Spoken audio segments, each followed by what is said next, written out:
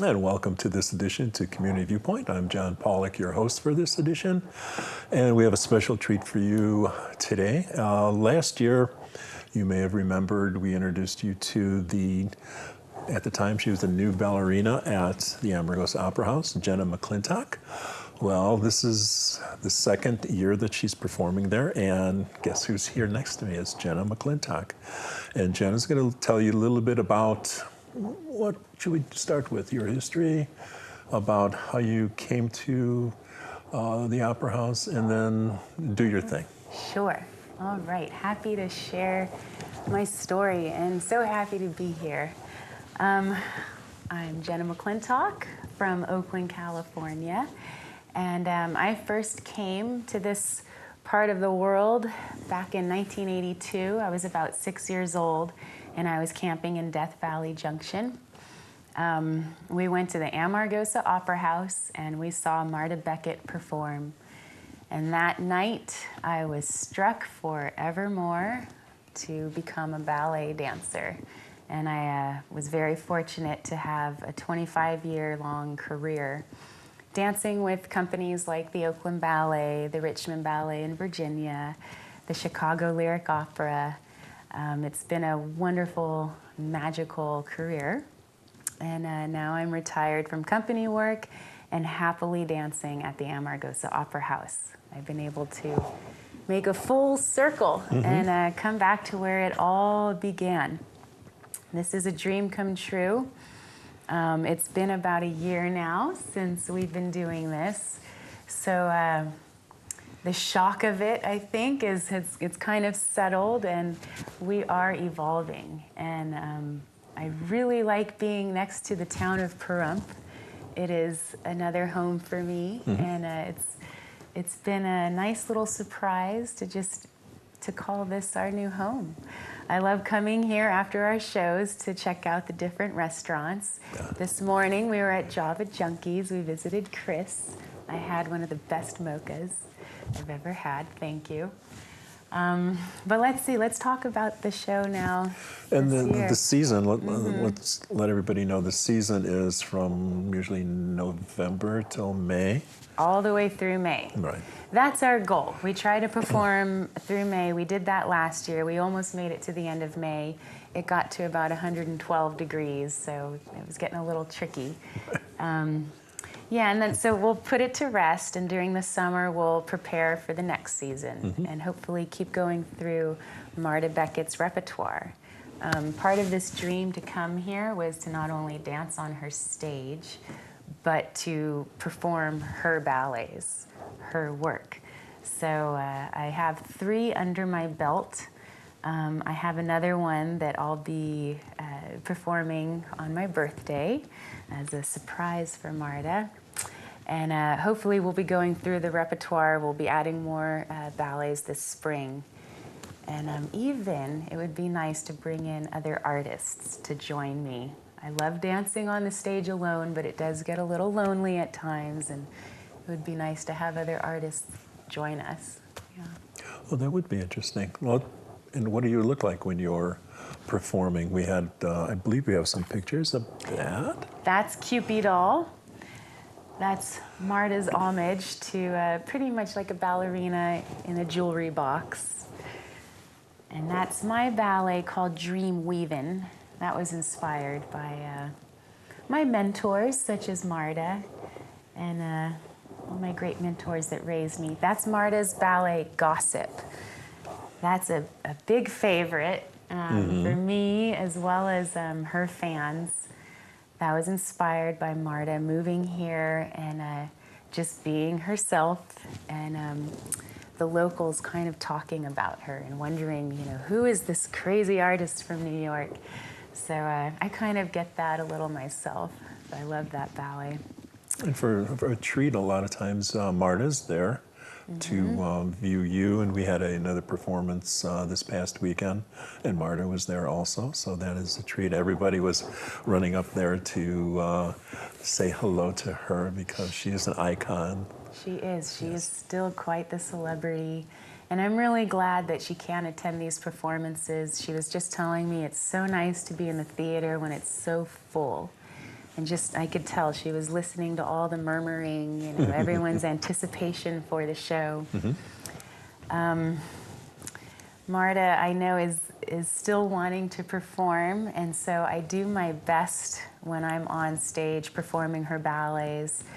I do it as much as I can like her, and we are very similar people, but in that regard, we are also extremely different. So I can't help but put my flair to her work. And at first, I know it was a little difficult for Marta. She shared that she saw her love being passed to someone else. It officially was being passed on. But I think in working with each other over this past year, I've grown on her, my ways, my approach to her choreography. And it's nice to see her enjoy the show more and more and sit back and relax and just know that the show goes on. Well, you wouldn't be doing that unless you had her blessing. Exactly. Yes. So, Exactly. and you do have her blessing, and it's a blessing to see her there.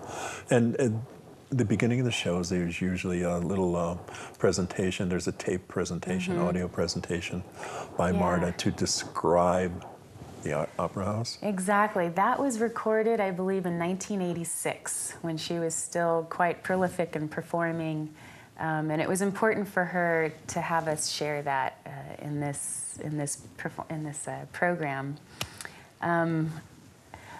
She just speaks so eloquently. I don't really know of anyone that delivers their story quite like Marta. So I just love hearing her voice and her dialect.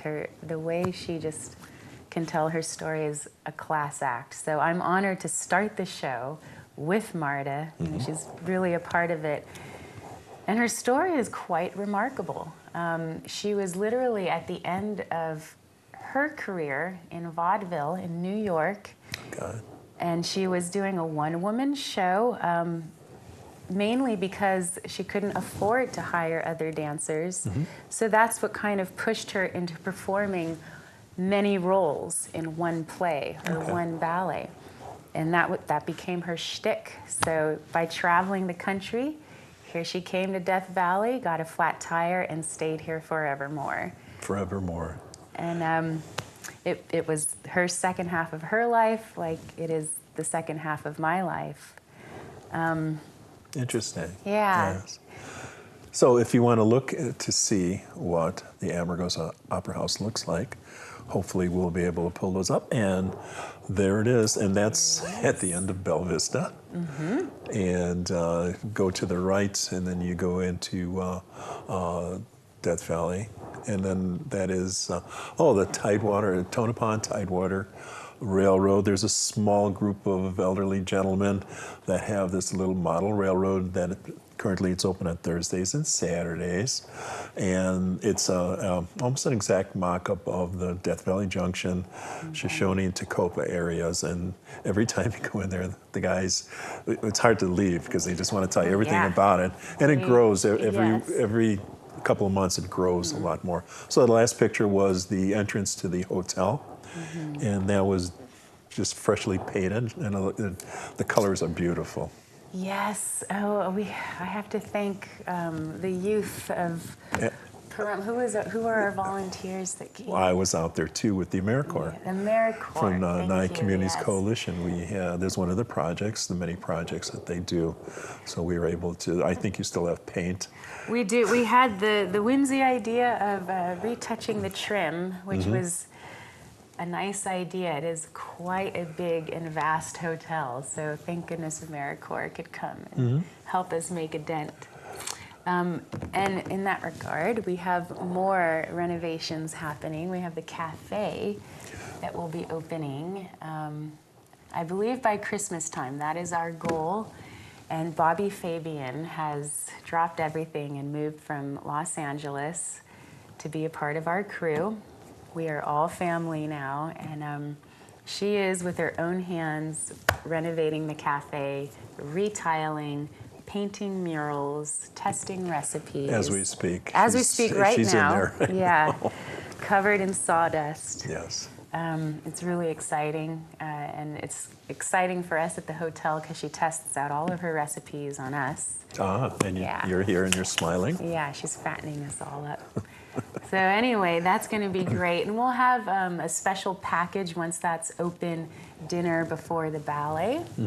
So you can come and maybe get hors d'oeuvres before you see the ballet and a nice dinner afterward. So look out for that. And I think she'll be open for sure for breakfast and really good coffee.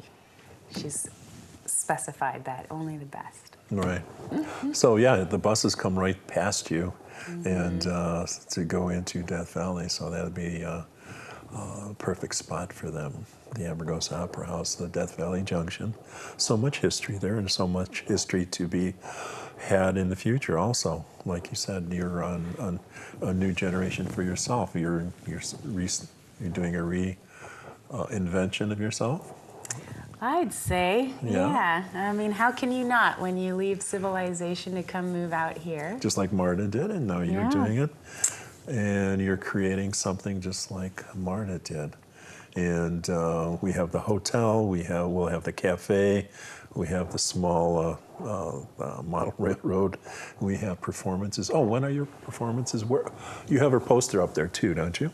I think we do. Tell us when you perform, please. I perform Fridays and Saturdays at 7 p.m. and Sundays at 2 p.m. I also perform during the weekdays upon special request, anytime. So if you call a week before or even 3 days before, I would be happy to do a special performance for you and your family and your friends. There isn't a small enough crowd or large enough crowd. I will perform anytime. But Fridays and Saturdays at 7 and Sundays at 2. And eventually, when we get our momentum going even more, I would love to open up one of our spaces on the grounds into a ballet studio, and I'd like to have a little ballet school. I've already been eyeing out spots on the grounds. So yeah, there's a lot of dreaming and just ideas that we've been brainstorming. Not only as school, but I'd love to tour the show as well. So we're not just sitting around during the summer. Maybe we could take off and go on little journeys to different community centers and share Marta's work. Oh, I could take you to the senior center, but anyway, we're out of time. Okay. I'm so sorry we're out of time, but please go see Jenna. It's 760-852-4441. Yes, it is. So give them a call. Thank you. Come see a show. Community Viewpoint.